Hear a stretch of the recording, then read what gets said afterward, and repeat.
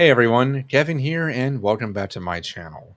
We live in a frankly unique time in education right now. 20 years ago, the thought of a teacher leaving mid-year was practically unheard of. I mean, it did happen occasionally, like once in my freshman year of high school when my English teacher left mid-year, but that is the only time I ever even heard or remember of such a thing happening, much less witnessed it. Outside of very rare and specific situations like an involuntary transfer for class balancing reasons, legal problems, or illness, people did not quit teaching during the school year back then. It was not a conscious decision to just up and leave because educators would not leave their kids unless they physically had to. But now, it's happening with alarming regularity, and it's even becoming the norm in many places. Heck, I know of one school where 3 kindergarten teachers quit the very first week of classes. In another school where about a third of the staff quit between the months of November and February. Again, that's unprecedented, and no one seems to be talking about how groundbreaking the education this is, because it's reshaping not only the job, but the profession as a whole, and the way people perceive the profession. And before someone wags their finger and says it's because teachers don't care about their kids anymore or whatever, that is not it. Teachers aren't leaving mid-year because they hate their students. Teachers aren't leaving mid-year because they lack passion either. They are leaving mid-year because they're broken. I've said numerous times that teacher credentialing programs and student teaching consistently fail to prepare new educators for the classroom, and that's only gotten worse in the last couple of years. New educators feel totally unprepared to meet the level of student needs and deal with the behaviors they're encountering in the classroom these days. And even veteran ones with legendary classroom management abilities are utterly exhausted and unable to teach the modern student. And that's because most children are entering school these days lacking foundational skills and routines that, frankly, their parents should have taught them by now. Proper behavior, work ethic, respect, and emotional regulation just aren't being taught or reinforced at home anymore.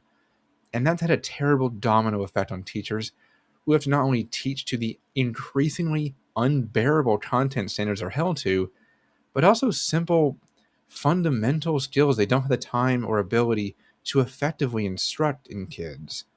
Even worse for the new teachers who not only are stepping into their first classrooms full of kids just like this, but they also have to deal with less support from administrators or meaningful mentors because veteran teachers just don't have the time or bandwidth to help them like they used to either. But the important part here is that this isn't about assigning blame, even though I could certainly do that. Rather, it's about acknowledging and internalizing the realities of how education has changed, and for the worse. Leadership, preparation, and support systems don't exist in schools these days. And what little kind of it which does exist hasn't evolved with the times. We continue preparing the few new teachers that are coming through the system for a pre-COVID and pre-No Child Left Behind classroom environment, which simply no longer exists. And we continue failing to provide veteran teachers the support and trust they need just to do their jobs too. They feel like they're always under the microscope and that no one has any faith in them anymore. Compound that with how they're perceived as professional babysitters now, and you see why even teachers well into their careers are quitting mid-year just to get away from the physical, mental, and emotional toxicity that education has become. And to the naysayers who are still watching this video so far in, you may have noticed I haven't mentioned pay one single time.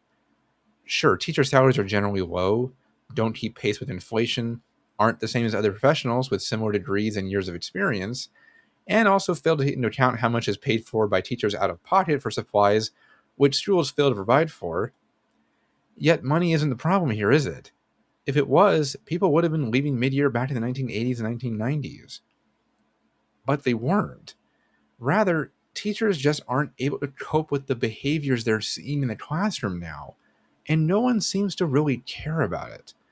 Students are routinely destroying classrooms, openly defy teachers, hurt other students, assault educators themselves, and have absolutely no impulse control. And on top of that, the reality of technology robbing teachers of what little other attention kids once had.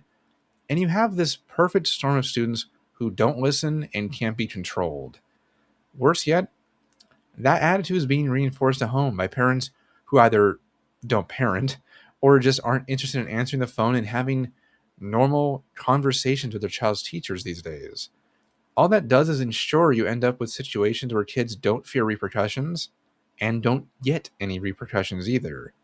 They can break property at will and bully or physically harass another student and still be back in class within 5 minutes. PBIS isn't and was never designed to be a disciplinary policy, but it's become one regardless in schools across the country. It's led to students running the schools knowing they won't get in trouble, and administrators also use it as an excuse to do as little as possible in order to keep their numbers looking good so they can get promoted later. When faced with such an environment, is it any wonder that teacher passion and desire to do good only go so far now? Is it any wonder why they're now quitting mid-year in ways they never have before? No. And the fact that this isn't being acknowledged is wild to me. Same goes for the ever-increasing class sizes, which I mentioned a while back, more resemble clown cars rather than classrooms. The current highest number I've heard recently, at least, is 47 students to one teacher. And that was after multiple teachers quit mid-year, and they were instead being either taught virtually by a teacher at home in another state, or live streamed from the next classroom over where there was a teacher for that subject still. So we wind up with a question for ourselves. What support do new teachers need now in the 26-27 school year? What can we do to solve those issues? And what fundamental reforms need to be taken to create a system that actually works and which retains quality teachers once again?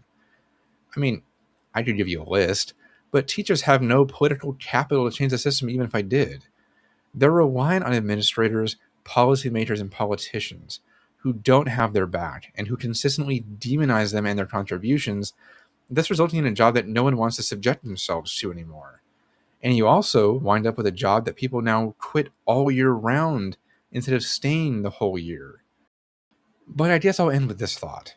If we want teachers to stay, we cannot ignore what they are experiencing inside classrooms every day anymore. They need to feel like they aren't powerless and are taken seriously. And they need to feel like they can come to work without getting assaulted or to give students who don't do any work a zero instead of half credit like is constantly mandated. This is a unique time in education where more people are leaving than entering, and at all times of the year rather than just at the end of it like we used to have. Until we start taking things seriously again, your students will wind up losing more quality educators who've been there for ages mid-year, along with the young and new ones who come in ready to do more, but who are instead beaten down and unable to do what they wanted to do when they entered the profession. And that environment only seems to be getting worse by the day too, because we refuse to acknowledge or do anything about it. And it's why we have this unprecedented wave of teachers leaving all year round now. Well guys, thanks for watching, and I hope you enjoyed today's episode. If you could like and subscribe, the algorithm gods will be very happy with you, and it will help my channel grow to a wider audience as well. But for now, I've been Kevin, and I will see you in the next video.